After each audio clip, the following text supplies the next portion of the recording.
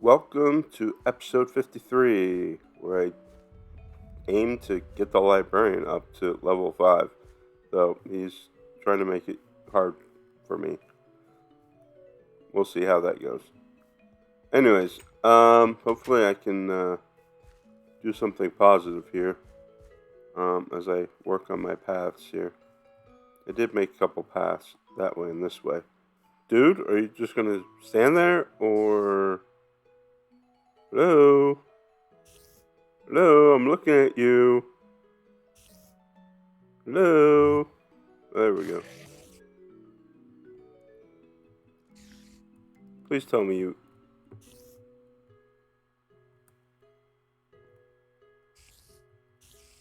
Did they both fall? I think they both fell.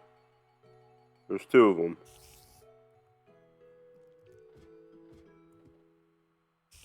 Hello, spider. Hello, other spider. Don't really care about you guys. I care about other things. Like ender pearls and witchworts and whatever librarians want. Did I get anything? Ooh. Ooh, I got one. I got two. Ooh, nice. Battle of the Ages here. As I kill all these blazes.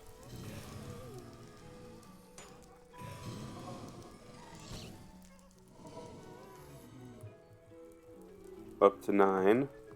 This is my first fire resistance potion. Whoa. Alright. That's how you want to play it. Actually, I'm hurt. Okay, I'm backing up. Fire resistance is a great potion to have. I can just kind of sit here and wait until they spawn. Kill a couple of them. Like you.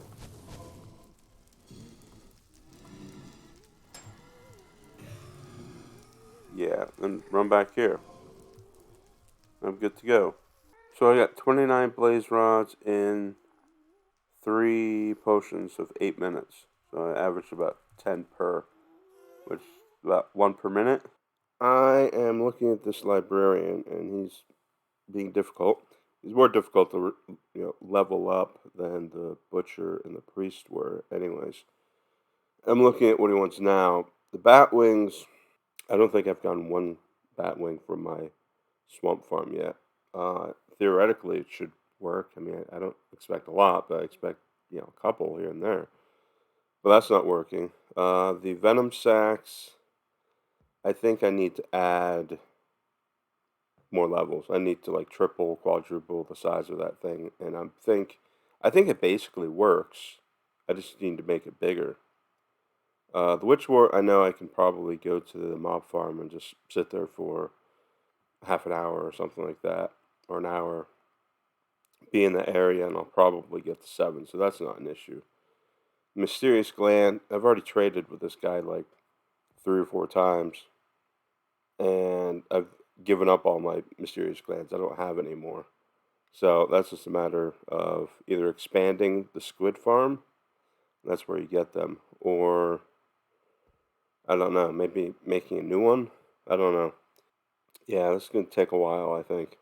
I might have to build a new bat farm, expand the jungle spider farm, and maybe expand the squid farm. I'm trying to convince myself to wear my diamond armor more often.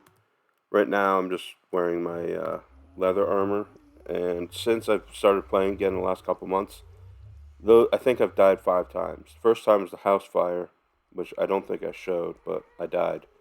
That was just stupidity. I shouldn't have died. The second one, I can't remember if the second or third was second. It was the cobble path, which was just over there, I think. When I was cobblestoning the path, and that was just stupidity. Diamond armor would not have helped in that. I would have died 100% either way. The third was the gas that was by the mob farm that I never saw. He knocked me off that bridge, and I think I fell into the water, and a creeper blew up. And I never saw the creeper. I thought water kind of dampened the creeper blast, but anyways, I died from a creeper blast. Diamond would have helped there, I think. Then the wolves, when I was coming back into the nether, diamond would have helped there. Then the jungle spiders, diamond would have helped there. So maybe I should be wearing diamond armor. I put it on. Um, I hope I don't regret it, because usually it's like, it's just stupid reasons to die most of the time. It's like falling into lava, which this is not going to help. Or, just accidentally falling from a high heights or something like that. Though sometimes it helps, if I was fighting the wolves or those jungle spiders, I wouldn't have died, I don't think, with diamond armor on. So, hopefully I don't regret this, but I'm going to wear it for a little bit. I'm going to try a new strategy here. This is my new bat farm. I'm just going to dig little rooms, line them with wood, and just come in here every now and then and see if any bats have spawned in here. This is right underneath my base. This is my path down to the mines. See if this works. Something like that. I think for now I'm just going to do, actually, that. And I'll dig out this one. And I think I'm going to do another one on this side. So I have 3 in total. I finished the 3 rooms. I don't know how effective they're going to be. They are 10 by 10. Turn that on. So the 10 by 10 with a light block there, so I can turn it on when I enter.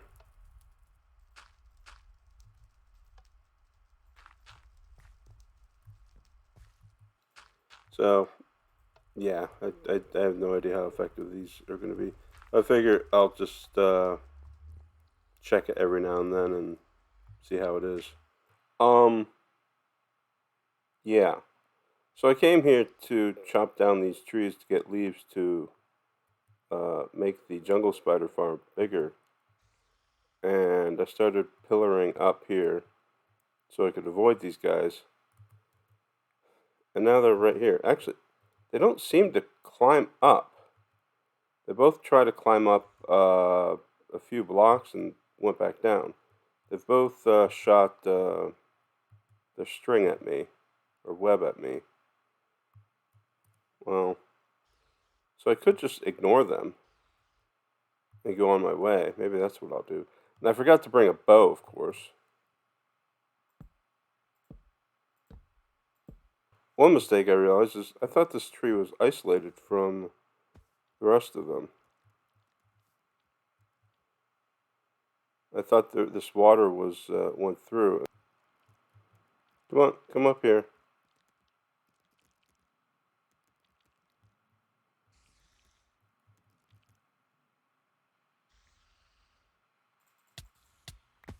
Oh, he hit me before I hit him. They must have huge range. I'm not even sure if I killed it. Did I kill it?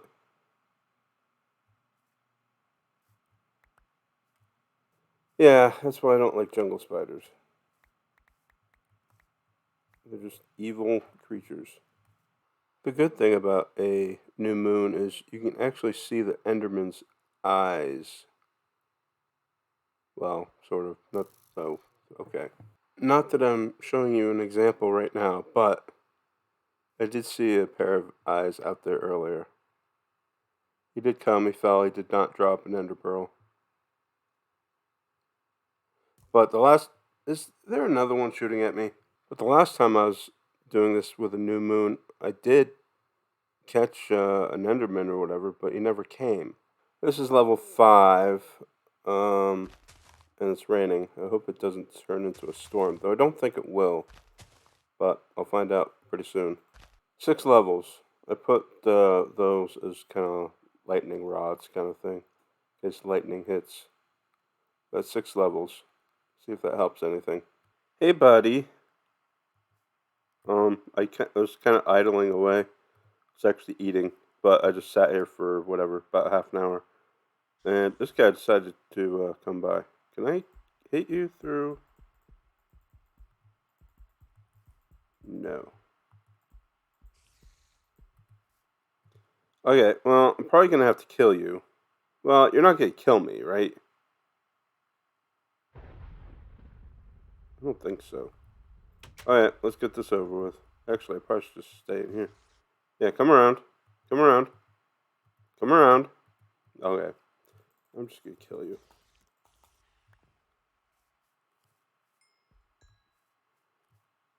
I guess it works. Well, gas can't see you through glass. Why can that guy? That's interesting. Maybe they have better senses. I got one venom sac. I guess it's working a little bit better than it was. Yeah, sometimes I get slime in here. That's why I actually put this door in here. I put a door right there. I guess the slime kind of get under the saw blades. I just come in here and kill them. Hey.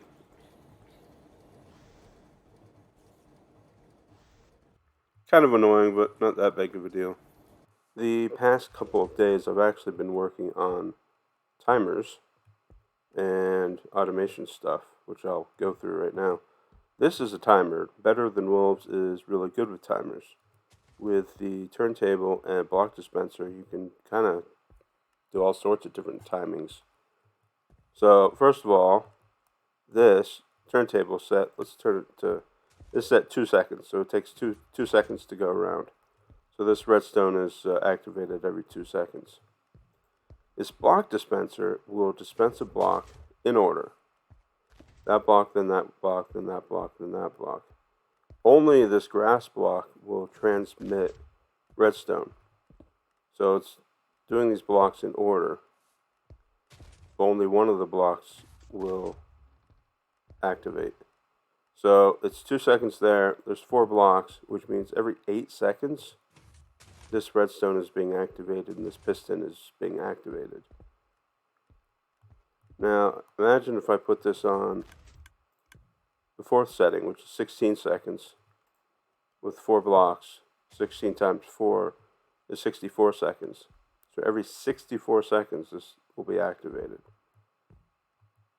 So think about like applications. You can do any kind of time that you want. So that's between 2 and 16 seconds there. And you can put 1 block in here. You can put 16 blocks in here. So 1 block that transmits redstone and the other 15 could be slabs or blocks that don't transmit redstone. So you could have pretty long kind of different signals. And what you can do is put them in series too. So this currently is at, let's put it at 2 seconds. This has 8 blocks in it, so 2 times 8 is 16 seconds. So that's being activated every 16 seconds. I have another block dispenser here with four blocks. Only one of them transmits redstone. So 16 times 4 is 64 seconds. So this is going to be activated every 64 seconds. And I have just two different kind of methods of doing the redstone. I was playing around with both. They both seem to work, so. Then the third way is, I think, this is the way I figured was most useful in a lot of applications for BetterThanWolves, where I can set this, I think it's set to, let's see here, it's on the, let's put it onto the fastest, that's 2 seconds, that's 3 blocks, so 2 times 3 is 6 seconds, right? So this is going to be activated for 6 seconds, then deactivated for 6 seconds. This is a T flip-flop. So a T flip-flop kind of inverts the signal. So if you got a redstone signal, first it'll be unactivated, deactivated, then get another signal and it becomes activated. So I could do, right now it's what, 6 seconds on, 6 seconds off. I could set this to, I don't know, whatever. 16 seconds here, 3 blocks. Now it's 48 seconds on and off. So that's going to stay activated for 48 seconds. So that's kind of a powerful thing. I was trying to do a bat farm, which I'll show you in a second. So this was my bat farm, which basically uses that T flip-flop timer. I don't know what these are set at. So this was 16 seconds. Whoops.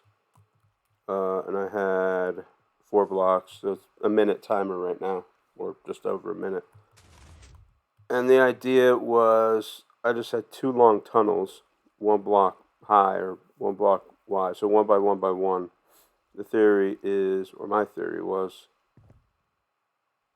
block the water for a minute and let bats spawn for 1 minute, and then turn the water on for 1 minute. So hopefully all the bats would be flushed and drown.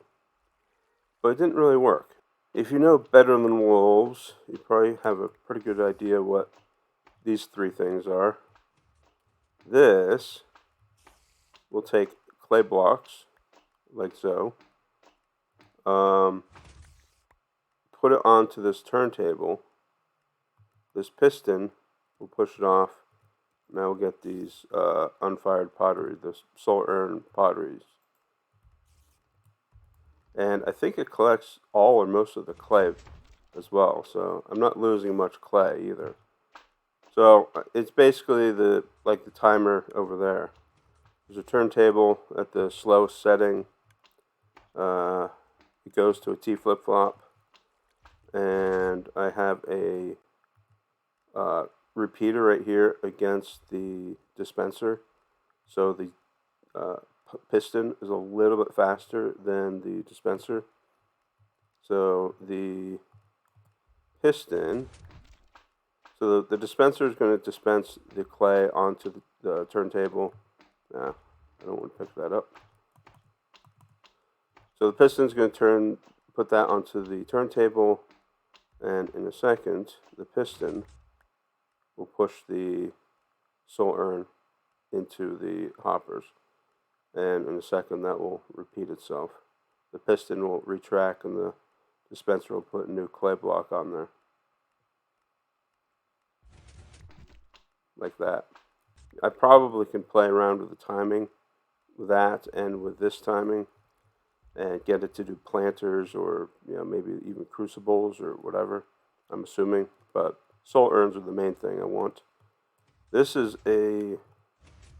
actually I don't know what it's called. It's kiln, auto kiln, whatever. Actually I don't have it hooked up to any hibachis or anything, but the concept is here.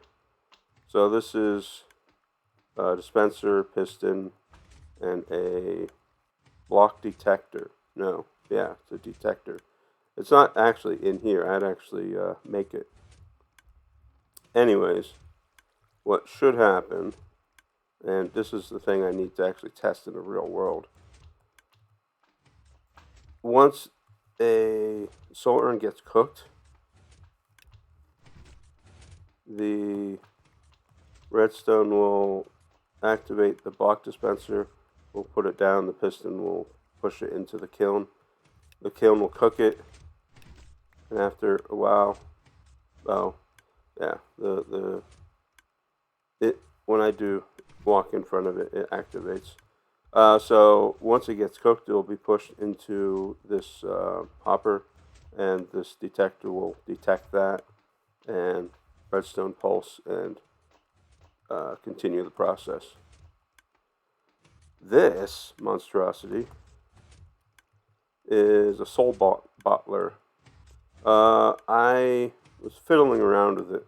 I still need to probably optimize it, but it basically works. The only major issue is I think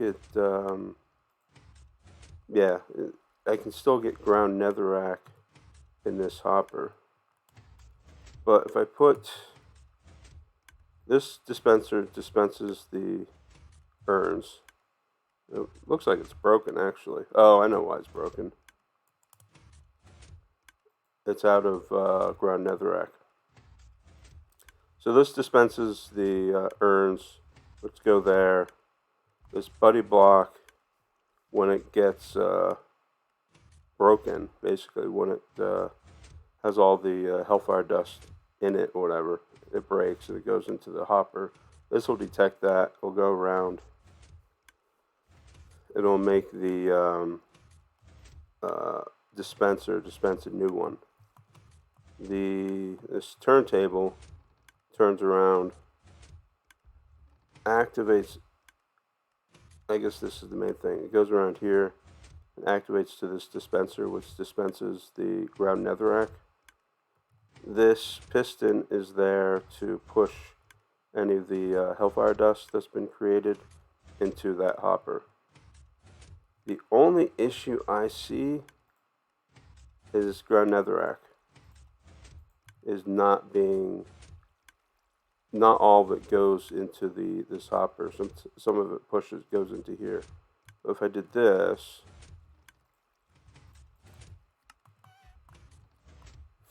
now this will work again. So the netherrack goes into this, and it should start actually working here as well. Yeah, there, one just cooked. So now I have all these soul urns. So I think this basically works. It's not perfect, but it's probably a lot better than what I've been doing. So my plan is to build all this stuff in the real world. Try to optimize it a little bit. I kind of, made a mess of it, but it works mostly. And hopefully these timers will help me with any other future projects as well. Back into the real world. Now I have to figure out where I want to build all this stuff. I think it might make sense to build it down here. I already have some power down here. I could link it up to this water wheel right here.